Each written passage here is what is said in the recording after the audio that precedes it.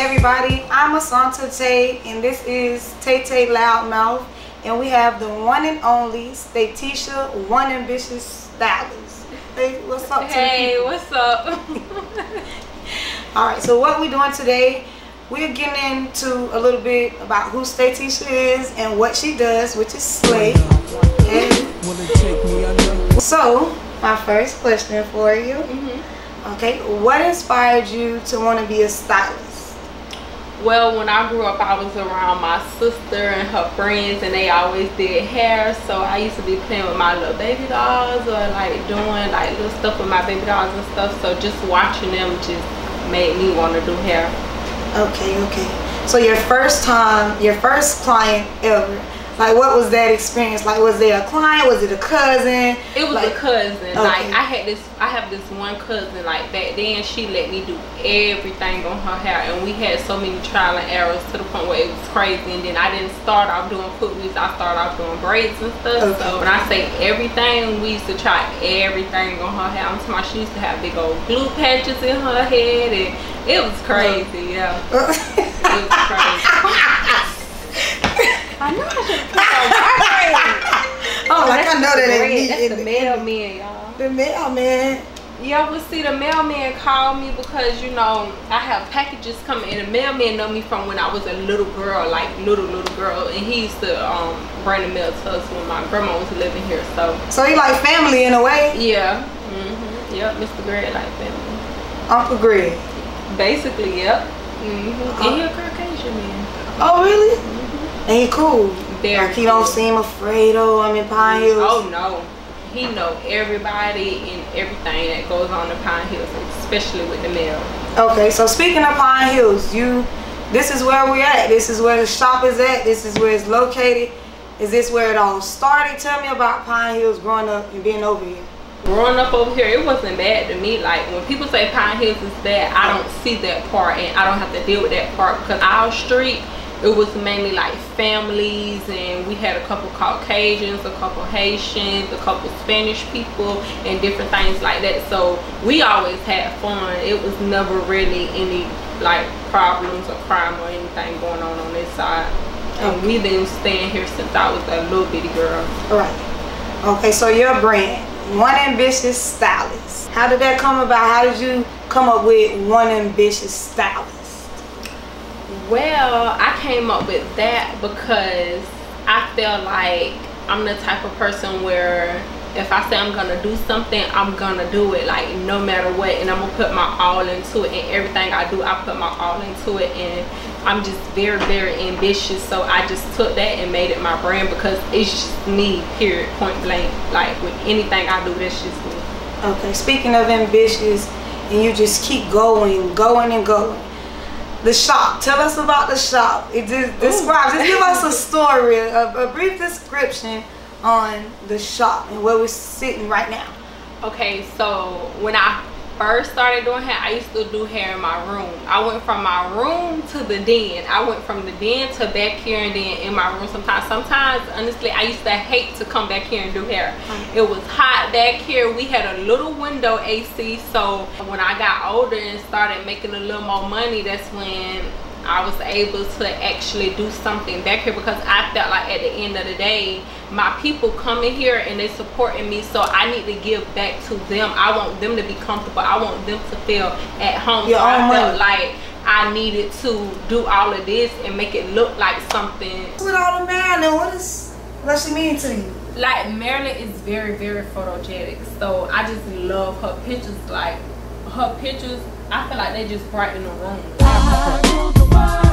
Imagine that. I free all my sons. Was it your money? Yeah, it was my money. Anybody loan you in the banks? No one? Dad give you a couple thousand t-shirts? No? My dad? Yes. No. Any penny my daddy give me, he want back. Okay. Plus some. Okay. He didn't play. Like with him, everything was responsibility. Like you gonna learn no matter what. Everything you get, you gonna work for it. That's why like a lot of people would say I'm spoiled, or they would call me spoiled, but I'm nowhere near spoiled. Everything I got, I work hard for. I mean, that process, how? It took a lot.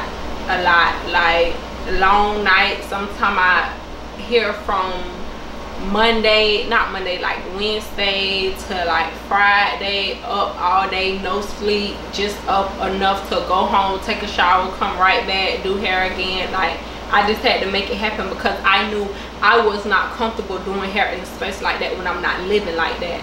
Like I just felt like if I'm not living like that at home, I shouldn't have to work like that either, or work in that type of environment. And I felt like it wasn't presentable as well, because when people say they come into your house to get their hair done, they feel some type of way. Oh, I'm not gonna pay somebody to do my hair in their backyard and it look like that and all kind of stuff like that. So it's just crazy. Yeah. But I you had made it like 6 people. Yes, I made it happen. That was, I always thought that, like I came, and I used to come before you transitioned it, and then when I stepped into this new place, I was blown away. So it was like, wow, did she do this overnight? I had no idea. I didn't even imagine this was going on. You just kind of surprised everybody. And you got a lot of supporters. A lot of people posted about it. A lot of people talked about it on social media, Facebook. Like, you have a lot of supporters. It's like I had those supporters, but at the same time, I had those same supporters down talking to me. Like when I first did this, I had like one of my clients to text my phone and say, oh, you did a renovation and you did this and you did that, but you still don't have running water or a bathroom, all kind of crazy text messages. And like, to be honest, it hurt my feelings and broke my heart, because at the end of the day, I'm the type of stylist that I don't like drama and I don't condone drama, but I give anybody anything they want, and I will help anybody no matter what. So when they say certain stuff and they do certain things, it hurt my feelings, but it's not for me to broadcast it and all that, because at the end of the day, it is what it is. They don't owe me nothing, but I do feel like I still have to go on with my life and keep doing what I'm doing, because at the end of the day, you can say what you want, but you don't know me. You just going off of hearsay. But people are crazy. They're crazy. They will praise you like you are God, but behind closed doors talk about you like you the devil. That's unbelievable. Like, this is absolutely amazing. In my own opinion, I think how you took it from being just a place with a small little AC, everybody hot, and turning in, this is yours. This is like your baby. You grew it from the start, from the very beginning. And this used to be a tool shed. It looks nothing like a tool shed, nothing like a tool shed now. This is ambitious. This is One Ambitious Stylist. So next question that I had for you, it was just in my mind, like, you ever tried anything new, whether it was a hairstyle, whether it was advertisement, prices, anything new, and you thought it was gonna work, but it actually didn't go so well like you thought it was? Like, what was that like? Yes. When I first went up on my prices too, I had so many people not want to come to me no more, all kind of stuff like that. But I can honestly say it did not steal my joy or nothing. I just still did what I had to do. I had people on social media talking about me, saying how, she went up on her prices and now she don't have no clients and all kinds of stuff. Like, it was just crazy. But at the end of the day, I was still making ends meet. I was still able to pay all my bills and do everything I wanted to do. I just didn't have those same clients. But just like I lost clients, I gained so many more. And then this year when I went up on my clients, it's like I gained even more clients. Instead of going through losing clients, I gained more clients. I have people that probably don't come, but it is what it is. I mean, at the end of the day, I understand. Some people even told me like, hey, you just went a little too high for me, and I could respect that, because at the end of the day, you just have to find a stylist in your budget. I know people come out of town to get their hair done by you. A couple people that come out of town. One girl, she come from Gainesville all the time to get her hair done. Faithfully. Yes, some people even come from down south, and I ask them honestly, why you come here? Y'all got good stylists. I don't know what you coming here for.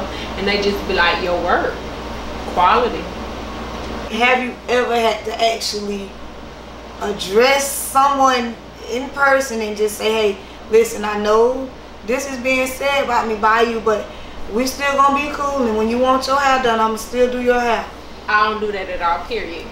if I have to address you in any type of way, shape, or form, I'm gonna block you from my site, I'm gonna block you from my phone, and I'm just not gonna deal with you at all. I'm gonna tell you what I gotta say, and that's just gonna be it. I don't like drama at all, so I'll stop doing somebody's hair quick.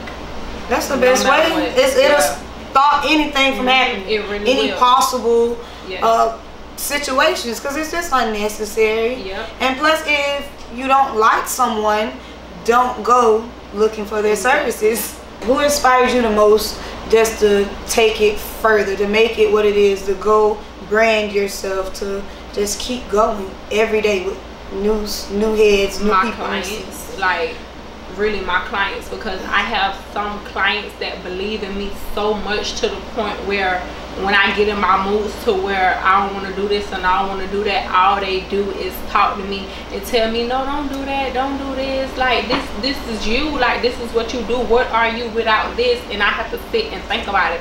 Sometimes I get tears in my eyes thinking about it, because it's like I put so much work in, and sometimes I don't get out as much as I'm supposed to, and that's because people just being so ungrateful and they want something for nothing. But my clients, they motivate me the most, and some of my friends as well, family like mom, dad, sister, they motivate me the most. They really motivate me to keep going. They really do. So your support system, your family, they're definitely behind you. Yes. Okay, so if I was to say, as a stylist, many, or let's just say a year or two from now, where do you see, like, what's the next level? What's the next expectation that you have for yourself? I at least expect the shop, and after the shop, I just want to be able to share my experience with everybody and share everything I know with everybody. Like, I want to be able to help everybody coming up to be a stylist and do what they want to do, because it's a lot of things that people ask me about and I can't really show them because I don't have the space or the time to show them. So I want to be able to just show them and help them, because at the end of the day, when you go to hair school, they don't show you what you see every day. They don't show you that at all. All you get is the basics, and you just gotta give people a chance nowadays, because somebody gave me a chance, so I'm gonna give everybody else a chance that's after me. That's just right. Perfect. So where can the people find you? Anyone who want their hair done or want to just check out your work, how can they book? They can find me on Facebook, Instagram. My Facebook is Statesha Scott, and my Instagram is at 1ambitiousstylist. And then if you want to book me, you can book me through the link in my bio. Perfect. And there we have it. The one and only Miss Statesha, 1ambitiousstylist, and she slays.